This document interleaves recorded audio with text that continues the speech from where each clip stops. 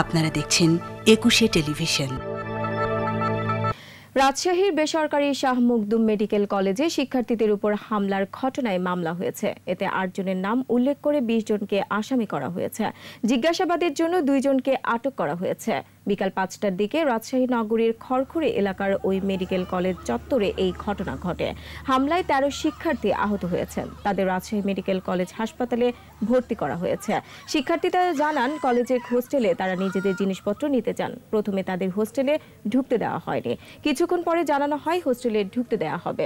এরপর medical college gate বন্ধ রেখে এলোপাতাড়ি মারধর শুরু করে। কর্তৃপক্ষের কথায় এমন হামলা চালানো হয়েছে বলে দাবি শিক্ষার্থীদের।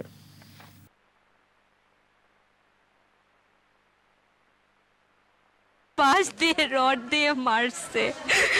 আমরা শুধু গেছিলাম আমাদের কলেজে, আমরা জাস্ট ভেতরের দিকে গেছি, যে বয়েজ হোস্টেলটা জাস্ট পার করেছি। আমাদের সামনে থেকে এবং পেছন থেকে একসাথে বাঁশ দিয়ে মারা শুরু করেছে, ধরাপ এমডির ভাই, তারপরে যেখানকে খালারা ছিল সবাই মিলে মারা শুরু করছে আমাদের।